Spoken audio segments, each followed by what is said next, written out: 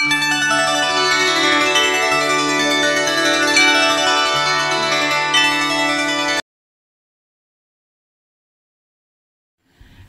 టీవీని ఆదరిస్తున్నటువంటి అభిమాన ప్రేక్షకులందరికీ కూడా నమస్కారం. నా విద్యార్థులందరికీ శుభాశీస్సులు. మరి ఇదండి నా జీవిత కథ అనేటువంటి పేరుతో నేను తలపెట్టినటువంటి మొదటి ప్రయత్నానికి చాలా మంచి స్పందన లభించింది. చాలా మంది నెక్స్ట్ భాగాలు ఎప్పుడా అని ఎదురు చూస్తున్నామండి అంటూ మంచి ప్రోత్సాహాన్ని ఉత్సాహాన్ని కూడా తెప్పించారు. మరి కొంతమంది అయితే హీరోయిన్ ఉంటుందా అండి అన్నారు. మరి హీరోయిన్ కాదు, హీరోయిన్స్ కూడా ఉంటారని చెప్పాలి. ఎందుకంటే ఇది ఒక కథ అని చెప్పాక జీవిత కథ 60 ఏళ్ల ప్రస్థానంలో అలా విలన్స్ ఉంటారు, కమెడియన్స్ ఉంటారు, చాలా ఉంటాయి. అన్నీ కూడా మీ అందరికీ కూడా చాలా ఆసక్తికరంగా ఉండేలాగా ఈ కార్యక్రమాన్ని నేను నాకున్నటువంటి పరిజ్ఞానంతో మేము బాగా నచ్చేలా ప్రయత్నం చేస్తున్నాను. సరే, ఈ రోజు భాగంలోకి ప్రవేశిద్దాం. ప్రతిరోజు ఒక్కొక్క భాగం కొద్దిగా ఒక ముఖ్యమైన సన్నివేశం ఇస్తాను. ఒక కథ అనేటప్పటికీ ఆ కథకి ఒక హీరో ఉండాలి కదా.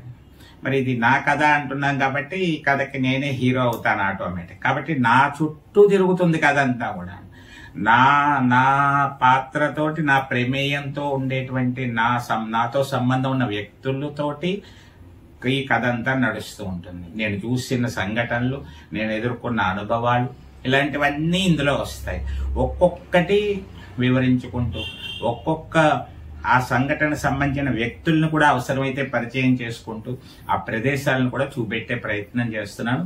సరే, ఈ రోజు ముందుగా జననం దగ్గర నుంచి మొదలు పెట్టుకుందాం. పశ్చిమ గోదావరి జిల్లా ఇది వరకు. ఇప్పుడు తూర్పు గోదావరి జిల్లా తాళపూడి మండలం. తాళపూడిలో మళ్ళీ చాలా మందికి తెలియనటువంటిది, తాళపూడి పంచాయతీలో 2 ఊర్లు ఉన్నాయి, కుక్కునూరు, తాళపూడి అని. రోడ్డుకి ఇటువైపు అంతా కుక్కునూరు, అటువైపు అంతా తాళపూడిగా ఉంటూ ఉంటుంది. మొత్తం మీద అందరూ తాళపూడి అంటూ ఉంటాం అనుకోండి. మరి 1964లో మార్చి 4వ తేదీన ఈ తాళపూడి గ్రామంలో నేను జన్మించడం జరిగింది. అందులో కుక్కునూరు, మేము ఉండేటువంటిది కుక్కునూరు. ఈ కుక్కునూరులో ఎక్కిశెట్టి రత్నాజీరావు గారు అనేటువంటి ఆయన ఇంట్లో అద్దెకి ఉండేవాళ్ళం మేము. అసలు మాది స్వగ్రామం అంతా కూడా పోచవరం అనేటువంటి ఊరు. మా నాన్నగారు పరస చినకొండలరావు గారు ఆ ఊరికి సర్పంచ్గా చేశారు, మొట్టమొదటి సర్పంచ్గా. అక్కడ పొలాలు అవన్నీ ఆస్తులు ఉండి, అక్కడి నుంచి పిల్లల చదువు గురించి అయితేనే, ఇక్కడ ఒక గ్రామ కరణం ఉద్యోగం రావడం వల్ల అయితేనే మొత్తం మీద ఇక్కడికి రావడం జరిగింది. ఇంకా ఇక్కడే సెటిల్ అవ్వడం జరిగింది. అలా ఎక్కిశెట్టి రత్నాజీరావు గారింట్లో అద్దెకి దిగాం. అప్పుడు నేను జన్మించడం జరిగింది. తిథుల ప్రకారం చూసుకున్నట్లయితే పాల్గొన మాసంలో బహుళ షష్ఠీ తిథి నాడు విశాఖ నక్షత్రంలో జన్మించడం జరిగింది. మరి మా నాన్నగారు కరణంగారు అవ్వడం వల్ల చిన్నప్పటి నుంచి కూడా కరణంగారు అబ్బాయి అనేటువంటి ఇదితో కూడా పిలువబడ్డాను ఎక్కువగా. మరి మా కుటుంబంలో ఆ రోజుల్లో 64 ఆ సమయం కదండి. అప్పుడు ప్రతి కుటుంబంలోనూ కూడా సంతానం ఎక్కువగా ఉండేది. ఒక ఇంట్లో 10 మంది, 5, 12 మంది, 8 మంది, 7 ఇలా ఉంటూ ఉండేవారు. మా ఫ్యామిలీలో కూడా 7 ఉన్నాం మొత్తం కుటుంబ సభ్యులు. అంటే 5 అన్నదమ్ములు, 2 అక్కయ్యలు. నా వరకు చూస్తే నేను లాస్ట్, అంటే 7లో లాస్ట్ వాడిని నేను. నాకు 4 అన్నయ్యలు ఉన్నారు, 2 అక్కయ్యలు ఉన్నారు. అందువల్ల లాస్ట్ అనేటప్పటికీ ఎప్పుడు మనకందరికీ కుటుంబాల్లో తెలిసినటువంటిది, గారం ఎక్కువగా ఉంటుంది, చాలా ప్రేమగా చూస్తూ ఉంటారు. ఏ పని చెయ్యక్కర్లేదు, ఎందుకంటే చిన్నవాడిని అని చెప్పేసి అందరూ సర్దేసుకుంటారు. నా వరకు ఏమీ రాదు. అలాంటి పరిస్థితి కూడా కొన్ని విషయాల్లో భవిష్యత్తులో అలా చిన్నప్పుడు ఏ పని చేయకుండా ఉండడం వల్ల పెద్ద అయ్యాక కొన్ని విషయాల్లో అది మైనస్ అవుతూ ఉంటుంది. అది ఎలా మైనస్ అయిందో కొన్ని విషయాల్లో ప్లస్ అవుతూ ఉంటుంది. అది ఎలా ప్లస్ అయిందో కూడా మీకు వరుస భాగాల్లో వివరిస్తాను. అయితే ముందు నేపథ్యం ఏంటంటే, మా నాన్నగారి పేరు పరస చినకొండలరావు గారు, అలాగే మా అమ్మగారి పేరు లక్ష్మీకాంతం అనేటువంటి. మరి మా నాన్నగారు సాధారణంగా కరణం గారు అనేటప్పటికీ ఏదైనా ఊళ్ళల్లో కానీ సినిమాల్లో కానీ మనం చూసినట్లయితే చాలా కొంచెం బ్యాడ్ నేమ్ ఉంటుంది. కొన్ని చాలా అందరూ ఏ వ్యవస్థలోనూ అందరూ మంచిగా ఉండరు, అందరూ చెడ్డగా ఉండరు. కానీ ఈ వ్యవస్థకు వచ్చేటప్పటికి ఏంటంటే ఏదో లిటిగేషన్ అనో లేకపోతే ఇదనో కాంట్రావర్సీ అనో వివాదాలు సృష్టించడం అనో ఏవో ఉంటాయి, భయం అనో ఏదో ఉంటుంది. కానీ మా ఫాదర్ విషయంలోకి వచ్చేటప్పటికి నేను గమనించింది, ప్రజలందరి దగ్గర విన్నటువంటిది. ఊరికే నేను కల్పితంగా చెప్పేసినంత మాత్రాన దాన్ని ప్రజలు కూడా ఆమోదించాలి కదా, అందరూ ఉన్నారు కదా, అందరికీ తెలుసు కదా. అందువల్ల ఏంటంటే నేను చూసినటువంటి ప్రకారం చూసిన ఏంటంటే ఎవ్వరి పట్ల కూడా ఎటువంటి అన్యాయాలు అక్రమాలు ఏమీ లేకుండా అందరితో వివాదాలకి ఎటువంటి ఆస్కారము లేకుండా అందరికీ ఉపయోగపడే విధంగా మంచి గౌరవమైనటువంటి స్థానాన్నే పొందారు అని నేను మనస్ఫూర్తిగా చెప్పగలను. ఎందుకంటే నేను చూశాను మా ఇంటి దగ్గర చిన్నప్పటి నుంచి కూడా అనేక మంది వస్తూ ఉండడం, వాళ్ళ వ్యవహారాల నిమిత్తం వాళ్ళకి వీలైనంత సాయం చేసి పంపడం అంటూ జరిగింది. కాబట్టి పైగా దస్తావేజులు రాయడంలో మా నాన్నగారు చాలా మంచి ఎక్స్పర్ట్, చుట్టుపక్కల మంచి పేరుంది ఆయనకి. ఇప్పటికీ చాలా మంది నేను బయటకు వెళ్ళినప్పుడు మా ఇంటి దస్తావేజులు మీ నాన్నగారే రాశారండి, రాత ముత్యాల్లా ఉంటుందండి, ఇంకెక్కడికైనా బ్యాంకులకు వెళ్ళినా ఎక్కడికి వెళ్ళినా ఆఫీసర్లు అందరూ కూడా అసలు ఇలా ఎవరు రాశారా, ఇది ఇంత క్లియర్ గా ఉంది, మాకు అన్ని వివరంగా అర్థం అవుతున్నాయి అని మెచ్చుకునేవారు.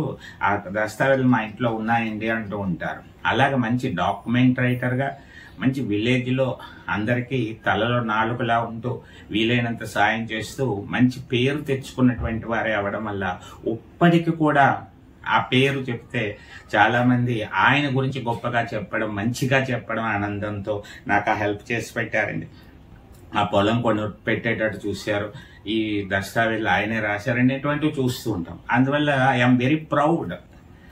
ఒక తల్లిదండ్రుల విషయంలో మనం ఎంత ఆనందిస్తామో పబ్లిక్ లో కూడా మంచి పేరు ఉన్నటువంటి విధానం వచ్చినప్పుడు వారి పిల్లలుగా మనకి ఆ కీర్తి, ఆ గౌరవం చాలా ఆనందాన్ని ఇస్తుందని కూడా చెప్పచ్చు. ఆ విధంగా నా బాల్యం అంతా ఏమైందంటే ఎక్కువ మంది బంధుమిత్రులతోటి, మా ఇంటికి అందరూ కూడా మరి చాలా మంది, ఎందుకంటే మా నాన్నగారికి 5 మేనత్తలు. 5 మేనత్తలు అవ్వడం వల్ల వాళ్ళకు సంబంధించినటువంటి అనేక కార్యక్రమాలు, చుట్టాల తాకిడి అంతా మంచి ఎప్పుడు కూడా సందడిగా ఉండేది. ఇంట్లో కనీస సభ్యుల సంఖ్య ఏంటంటే 13-15 పైన ఉండేది. భోజనం చెయ్యాలి అంటే ఎప్పుడు కూడా 15 మంది పైనే. పోచవరం నుంచి వచ్చామని చెప్పాం కదండి, అందువల్ల పోచారం నుంచి ఎవరైనా పని మీద వస్తే వాళ్ళ పనులన్నీ చూసుకుని మమ్మల్ని పలకరించడానికి మళ్ళీ మా ఇంటికి వచ్చేవారు. అందువల్ల భోజనం చేసి వెళ్ళేవారు. అంతేకాదు ఊళ్ళో ఎవరైనా ఆఫీసర్స్ ఎవరైనా వచ్చినట్లయితే ఆ రోజుల్లో ఉండేటువంటి ఇదిని బట్టి వాళ్ళు ఏదైనా శాఖాహారులు బ్రాహ్మిన్స్ అది అయినట్లయితే ఎవరింట్లో భోజనం ఏర్పాటు చేయాలి, హోటల్స్ అవి ఏమి ఉండేవి కాదు.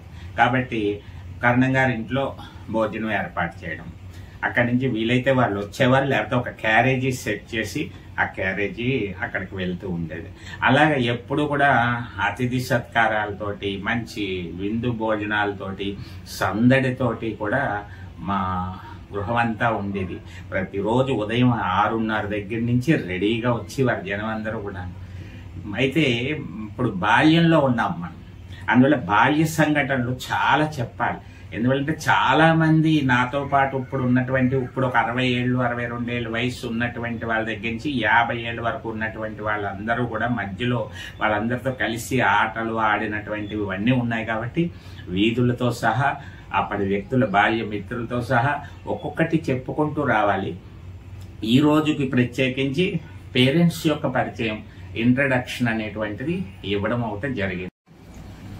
కాబట్టి ఈ భాగాన్నంతటినీ కూడా బాల్య పర్వం అనేటువంటి విధంగా విభజించుకున్నాను. ఇప్పుడు బాల్య పర్వం అంటే ఇంచుమించు 10th క్లాస్ స్టేజ్ వరకు కూడా ఉండేటువంటి విశేషాలన్నీ బాల్య పర్వంలో మీకు వివరించడం జరుగుతుంది. మరి ఈ కార్యక్రమం జరుగుతున్నంతసేపు, అంటే ఈ సీరియల్ నడుస్తున్నంతసేపు వచ్చేటువంటి సంఘటనలు కానీ, సన్నివేశాలు కానీ ఎవరిని బాధ పెట్టేవిగా కానీ, ఎవరికి ఇబ్బంది కలిగించేవిగా కానీ మాత్రం ఉండవు. దాన్ని చక్కగా మంచి పద్ధతిలో మార్పు చేసుకుంటూ అందించడం జరుగుతుంది. మీ అందరూ కూడా ఈ పరసా టీవీని ప్రోత్సహించండి, సబ్స్క్రైబ్ చేయండి. ఇలాంటి ఎన్నో మంచి కార్యక్రమాలు నాలాంటి వాళ్ళు కొంతమంది అందించడానికి ఇదొక స్ఫూర్తిగా నిలిచేలా కూడా మీరు సహకరిస్తారని చెప్పేసి మీ అందరికీ మరీ మరీ విజ్ఞప్తి చేస్తున్నాను. ఇంకా ఆసక్తికరమైనటువంటి భాగాలతో మీ ముందుకు రావాలని తహతహలాడుతూ ఉన్నాను. మరి మీ అందరికీ కూడా మరొక్కసారి ధన్యవాదాలు తెలియజేసుకుంటూ ఈ భాగాన్ని ముగిస్తున్నాను.